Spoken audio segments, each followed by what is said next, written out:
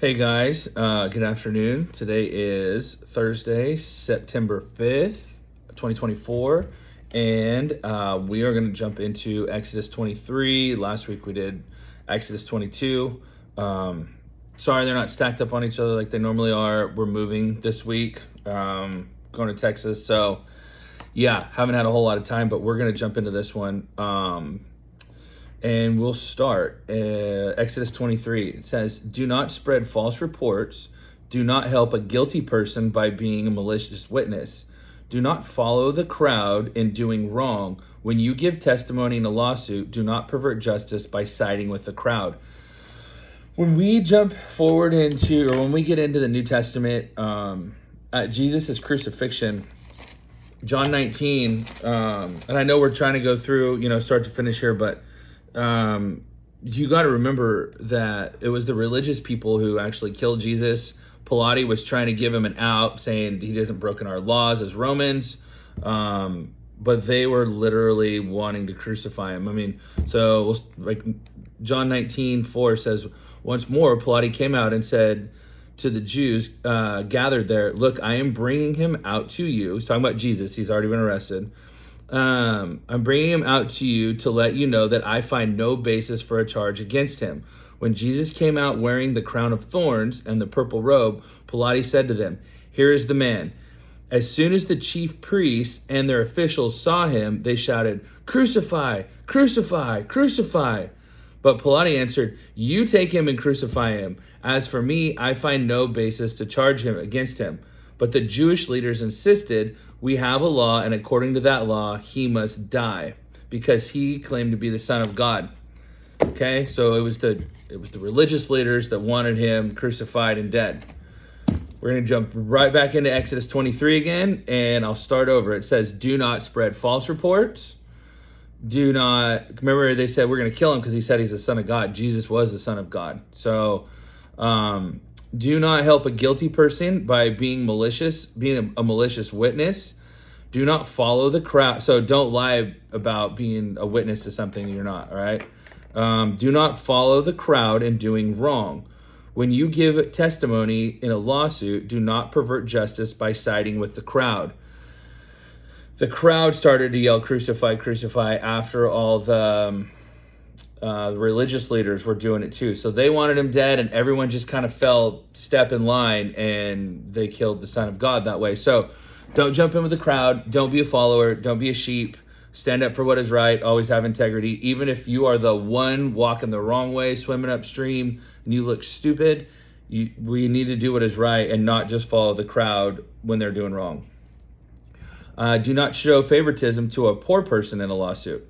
If you come across your enemy's ox or donkey wandering off, be sure to return it. If you see the donkey of someone who hates you fallen down under its load, do not leave it there. Be sure you help him with it.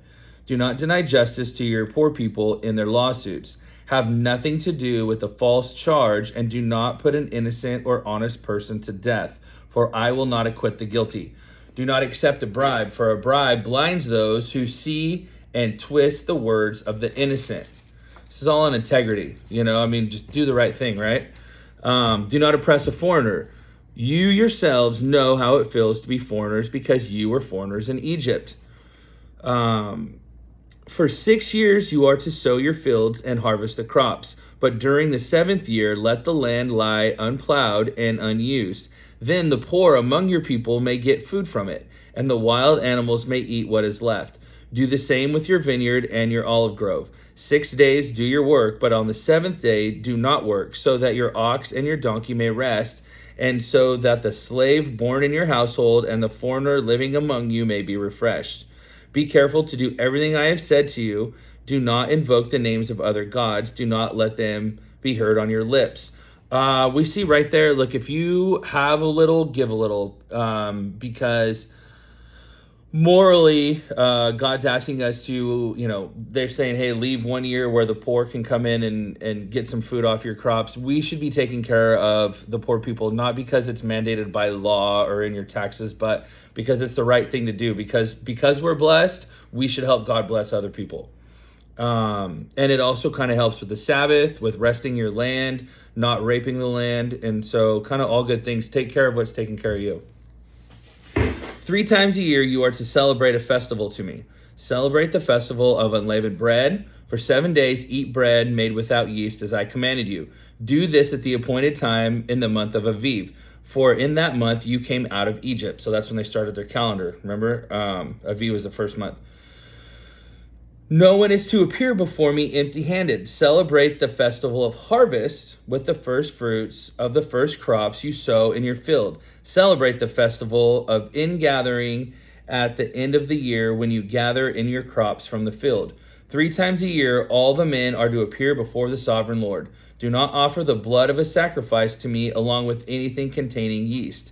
The fat of my festival offerings must not be kept until morning. Bring the best of the first fruits of your soil to the house of the Lord your God. Do not cook a young goat in its mother's milk. Don't just be given the change in your ashtray to God. Like, he really wants to see the best that we can give to him because he can multiply it by thousands and thousands. And then he says, see, I am sending an angel ahead of you to guard you along the way and to bring you to the place I have prepared. Pay attention to him and listen to what he says. Do not rebel against him. He will not forgive your rebellion, since my name is in him. If you listen carefully to what he says and do all that I say, I will be an enemy to your enemies, and I will oppose those who oppose you. My angel will go ahead of you and bring you into the land of the Amorites, Hittites, Perizzites, Canaanites, Hivites, and Jebusites, and I will wipe them out. Do not bow down before their gods or worship them or follow their practices. You must demolish them and break their sacred stones to pieces. Worship the Lord your God, and his blessing will be on your food and water. I will take away sickness from you, and none will miscarry or be barren in your land. I will give you a full lifespan.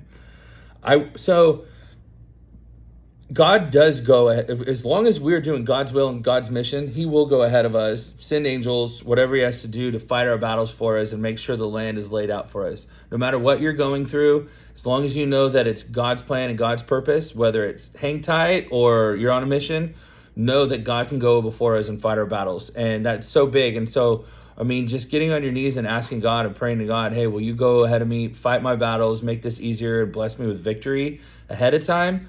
Oh man, it's a game changer, and I can tell you it does work. And so God wants to fight your battles and send angels for you, but he wants that communication as well. Otherwise, he's going to make you kind of fight him and make life harder, so you end up back on your knees and back to God again. So if we can do that ahead of our battles and stay on our knees and give the battle to God, we'll always see victory in it.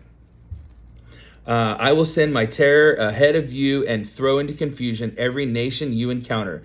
I will make all your enemies turn their backs and run. I will send the hornet ahead of you to drive out the Hivites, Canaanites, the Hittites out of your way. I will not drive them out in a single year, because the land would become too desolate and the wild animals too numerous for you.